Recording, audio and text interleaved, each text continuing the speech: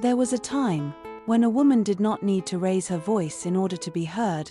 Her presence spoke for her. She moved slowly. Not because she had nowhere to go, but because nothing chased her. Today, the world is different. It is loud, impatient, hungry for urgency, and it whispers the same warning to every woman: harden or disappear. But here is the truth rarely spoken: femininity was never meant to compete with brutality. It was meant to outlast it. Stay with me.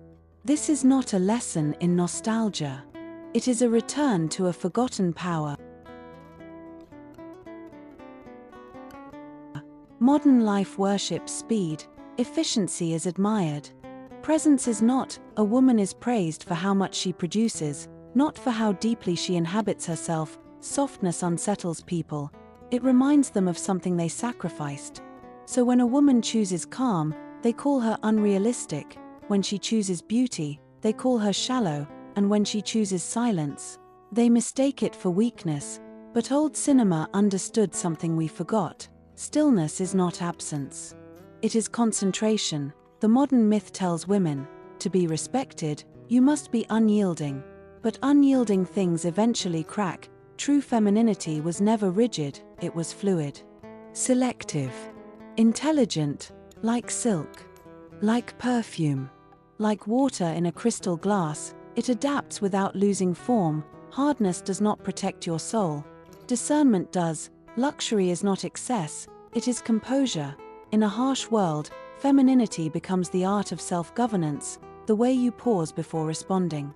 The way your shoulders soften instead of tense. The way your breath returns you to yourself. These are invisible gestures, but they are unmistakable. A woman who masters her inner atmosphere cannot be rushed, because nothing inside her is in a hurry. Her thoughts move with intention, her breath returns her to herself, her emotions no longer spill, they settle. Urgency does not seduce her, pressure does not command her. She understands something rare: speed belongs to fear, but composure belongs to power. While the world pulls, she remains anchored. While others react, she chooses. And that choice, to remain internally sovereign, is the quietest form of dominance. In old cinema, the most elegant women were also the most inaccessible. Not out of arrogance, but out of clarity. Femininity without boundaries becomes performance. True femininity is curated. Not everyone receives your warmth. Not every question deserves an answer. Distance, when chosen, is refinement. Silence, when intentional, is authority. The women we remember from cinema were never frantic. They did not chase the camera followed them. Their power lived in restraint, a glance held longer than necessary. A pause filled with meaning. A softness that refused to be hurried, placed inside violent worlds.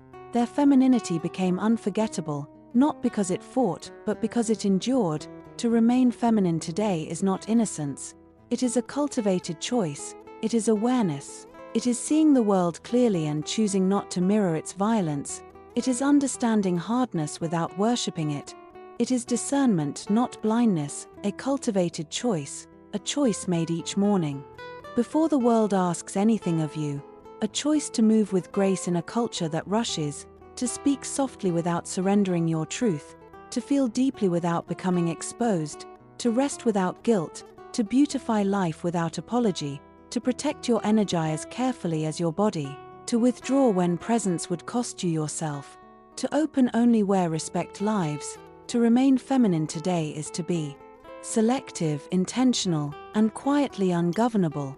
It is knowing when to open a door and when to close it quietly. It is protecting your energy as carefully as fine fabric.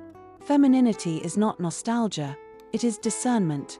Wrapped in grace, the world will continue to rush, let it. You are not required to follow, you are allowed to be deliberate. Femininity was never fragile, it was simply never loud, and that is why it survives.